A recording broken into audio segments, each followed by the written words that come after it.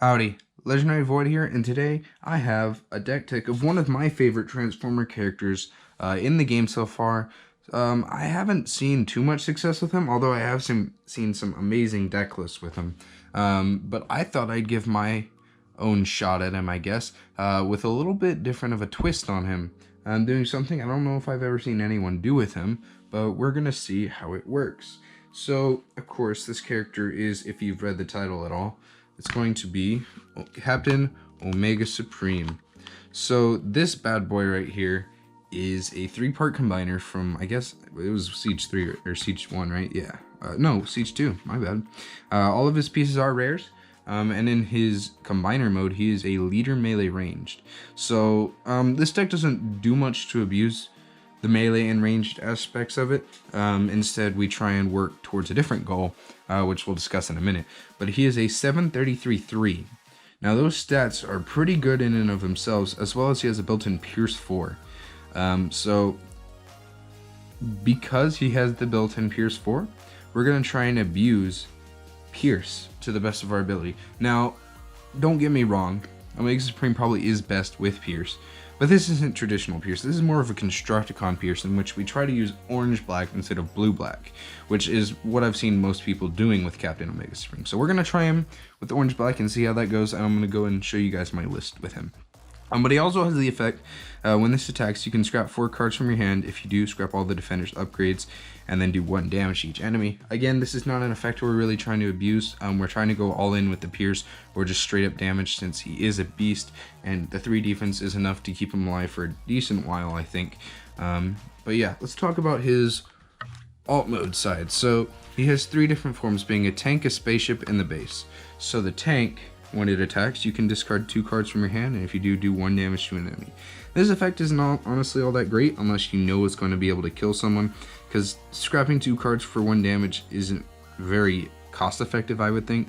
And of course, him and the spaceship both have the effect that when your opponent reshuffles their deck, then you can combine everyone into Omega Supreme, the combiner form. So the spaceship says when it attacks, you can scrap 2 cards and then remove an upgrade. Again, it's not very cost effective, but if it can help you get a kill, then it's actually not that bad of a choice to use anyways. And then the actual base part of it, when this defends, do 2 damage to the attacker, and then your opponent scraps the top 2 cards of their deck. Now this card has 0 attack, so it's probably not going to be doing that much damage.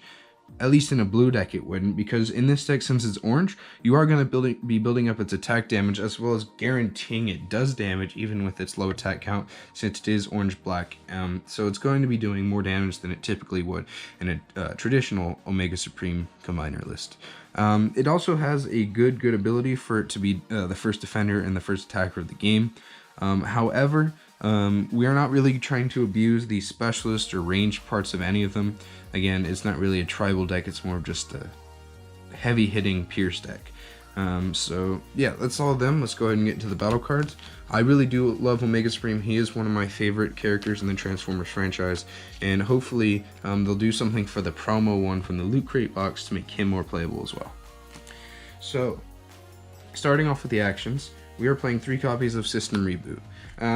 This card is more in the deck to help reshuffle through your opponent's deck a bit faster, so that you combine a little bit earlier. Although this is the only card in the deck towards that purpose, because I think a wider Pierce deck might be a little bit better, as opposed to a one massive hitter piercing for a lot. At least in the early games, so you can start spreading out damage and then begin one-shotting people with Omega Supreme. So perhaps maybe the longer he stays in his different parts, he's going to be able to set up kills later in the game. Next, we're also playing 3 copies of Fight for Position. I chose to play this over Supercharge, again, because it is an orange-black deck, and it has both those pips. Giving bold 2 to a character is actually pretty strong in and of itself, and on top of any other bold that the upgrades have, it's just nice so you can help generate a little bit more damage as the action for your turn.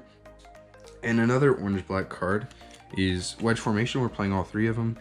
This is a little bit of the tribal thing. I mean, you can try and abuse the melee ranged and specialist parts on them, but although you just get to heal a damage if they're melee, which again, the only melee is going to be Captain Omega Supreme, and then you're getting to basically recycle the wedge from your hand by drawing a card from a ranged. So I mean, it's not that bad, but it's mainly going to be in there for the orange and black pips. as well as the green, making it accessible to bring into your hand off an attack or defense flip. Another orange-black pip card we're playing is 3 copies of Rock Toss. Do 1 damage to a tapped enemy. It kind of stinks that it's restricted to tapped enemies. However, dealing 1 damage is always welcome, especially whenever you're trying to pierce people to death, so you need to try and get as much damage on the board so you can actually guarantee those kills to begin with. So the orange-black pip is especially good, and that's mainly why we're playing it. And since we are going to try and stay in 3 different pieces for a while, we're also playing 3 copies of Designated Target. It is a double black pip card, and it gives Pierce 2 to all your characters. And while you're probably never going to attack with all of them at once, or more than just one usually during one turn, the double black pip is always good, and the Pierce 2 to start off from your attack is also very good to ensure damage. And the last action we're playing is actually just 1 copy of Peace Through Tyranny. I only decided to play one of these mainly because I couldn't find space to put the other 2. Plus, you're never really going to play the card for its effect, unless you absolutely have to, but we're only playing one of them mainly because of space issues. But yeah, that's all the actions, and let's go ahead and get into the upgrades. So the first weapon is going to be 3 copies of our Disruptor Blade. Since we're playing a good amount of black in this deck, it feels pretty nice to have this card in the deck, because basically it gives you +3 attack, and then if you don't flip a black, it gets scrapped from the attack flip. It's a very nice card to be playing. I chose to play it over Grenade Launcher just because, again, this is supposed to be a Pierce deck, so you want to make sure that you're actually able to do Pierce damage. It has a black pip, so it helps towards that goal, as well as also building your base attack, so you can try and get the Pierce going to higher amounts, because of course Pierce can't go above your base attack value. This is especially good card to put on the base if you can on your first turn, to just ensure that if you do flip the double black pip cards, or even another R Disruptor Blade, that Pierce is going into the attack. And this is the only blue cards in the deck. We're playing 3 copies of Laser Cutlass. This card is kind of a staple in the blue decks, because if you can get it onto one of the smaller Omega Supreme pieces, whenever he combines, he basically will have Pierce 7 on every single attack.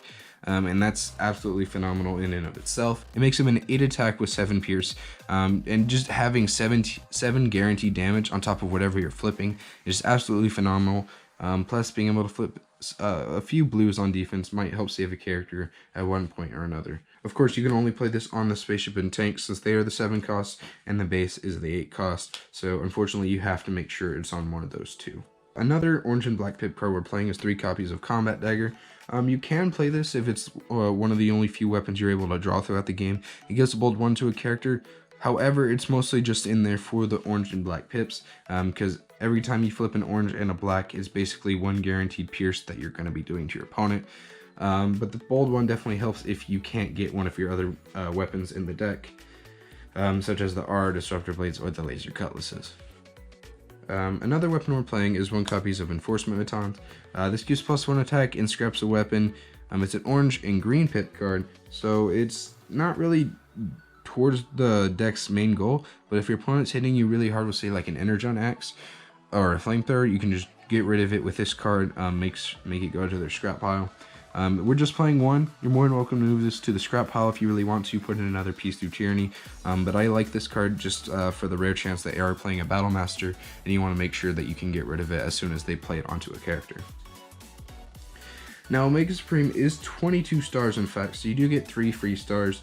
And I didn't feel like playing Plunder, which is the card that has 3 black pips on it, because again, they don't have exactly the highest base attacks on them, so I figure we might as well try and increase their base attacks even more with 3 copies of Mounted Missiles.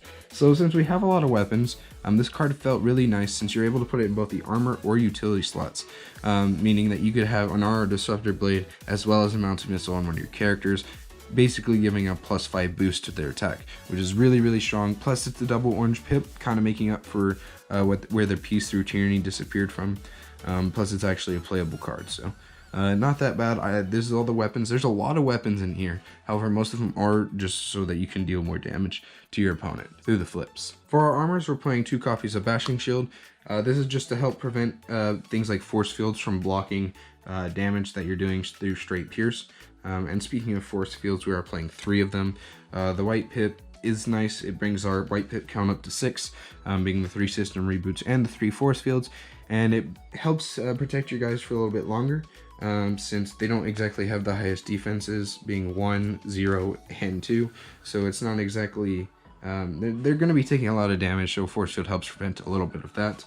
And then of course it's the 3 copies of Improvised Shield. The reason we're playing this over the 2-piece through tyrannies is because I think the tough one is a little bit more valuable, since we are playing a few blue pip cards, because you'd rather be risking getting a blue pip than actually having to KO one of your characters to get another turn that might not even help change the game.